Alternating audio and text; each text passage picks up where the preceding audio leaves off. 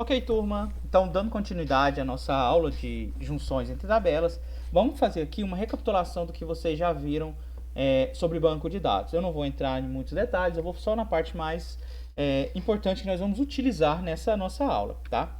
A primeira coisa importante é lembrar o que é um SGBD.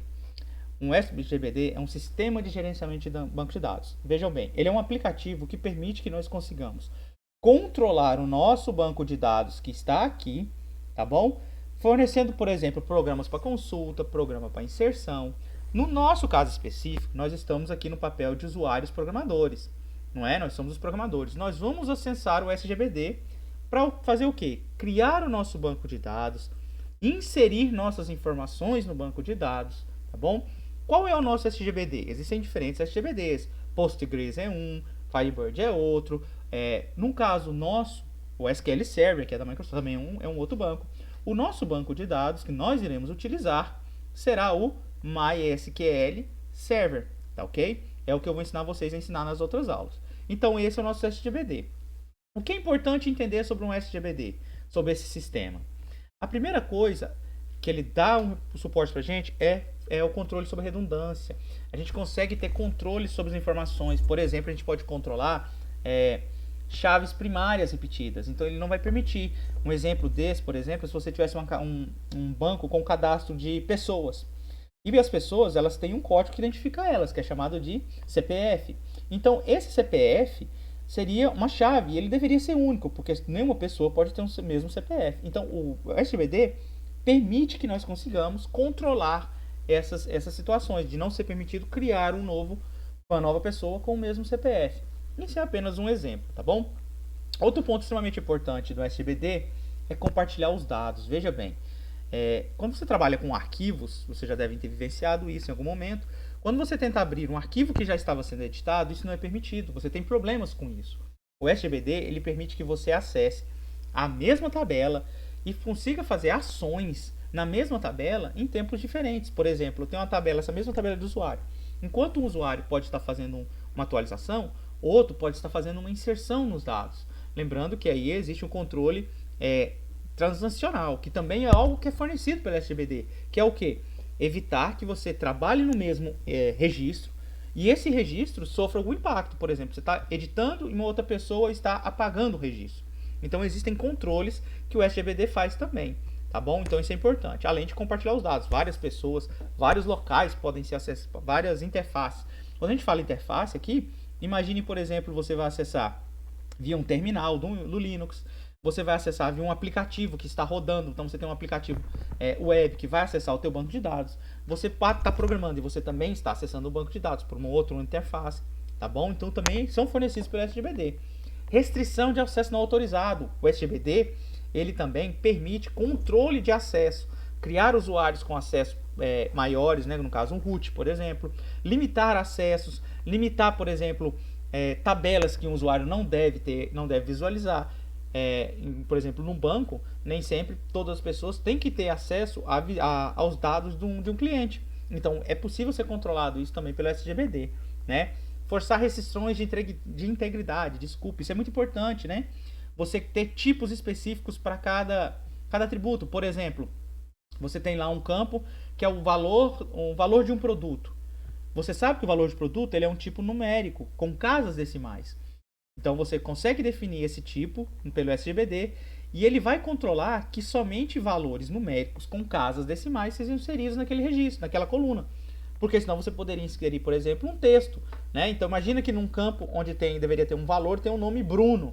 Imagine como aconteceria teu sistema. Todo o sistema seria comprometido. Também é responsabilidade do SGBD. Além disso, ele fornece backup e recuperação dos dados, né? Ou seja, você consegue fazer cópias de segurança do seu SGBD com todas as suas informações e é muito tranquilo. Você pode salvar isso em arquivos textuais, por exemplo, um texto mesmo, um arquivo TXT, e fazer a recuperação disso de forma simples e tranquila. Também é um recurso do SGBD. Então, recapitulando, um sistema de gerenciamento de banco de dados é necessário para que nós consigamos trabalhar com um banco de dados. Na nossa aula de hoje, nós vamos trabalhar, e nas próximas aulas também, nós vamos trabalhar com o banco de dados MySQL, ok? Então, esse é o nosso GBD. Continuando a revisão, aqui uma parte muito importante. Nós temos o SGBD, nós entendemos isso. Mas como é que a gente consegue trabalhar, conversar com o banco de dados por meio do SGBD?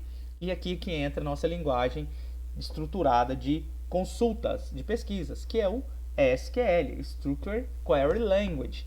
É com ela que nós conseguimos manipular, conseguimos inserir, conseguimos consultar as informações que estão no banco de dados, tá bom? Quando a gente fala de SQL, ele tem 5 divisões de grupos associados a comandos que nós vamos utilizar. A primeira deles é o DQL, que está associado a consultas, né? Ou seja, linguagem de consulta de dados, Language Defined Query, tá ok? Data Query Language, é isso que é isso aqui. Então, o que envolve esse conceito, esse comando select?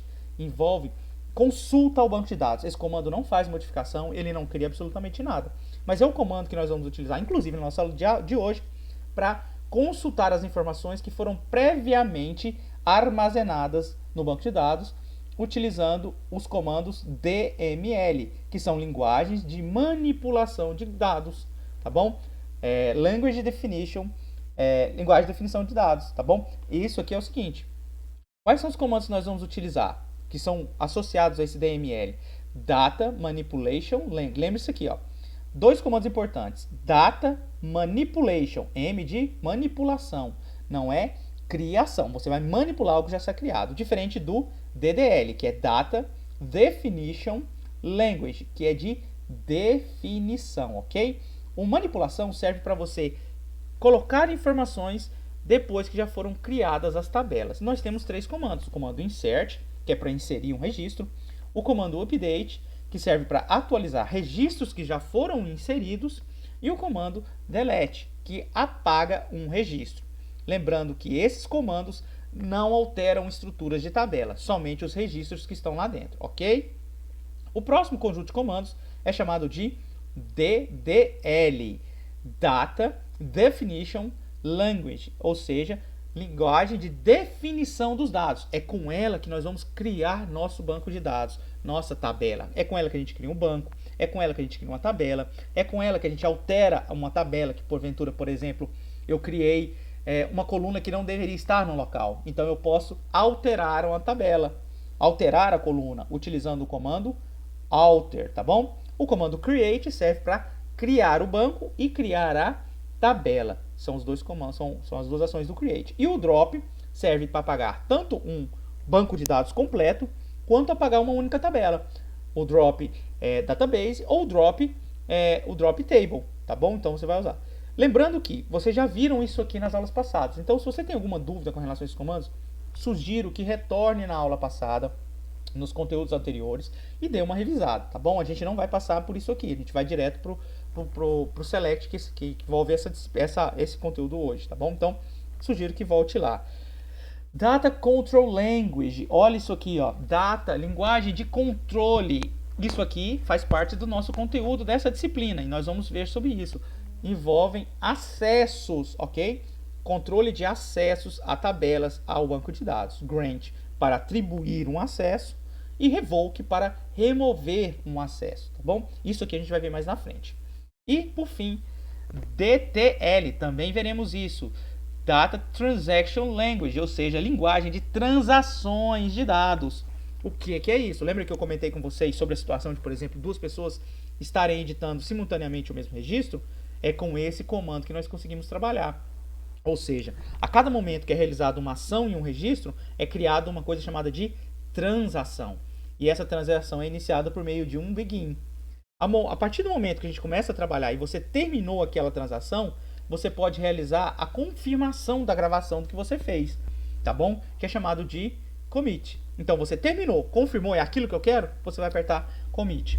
Se não é, por exemplo, você fez uma alteração errada e você quer se arrepender, muito parecido com aquele Ctrl Z que a gente está acostumado, você vai utilizar o rollback, ok? Então, essa é uma visão rápida dos comandos SQL. Eu não vou passar por eles, lembrando que você tem os conteúdos anteriores.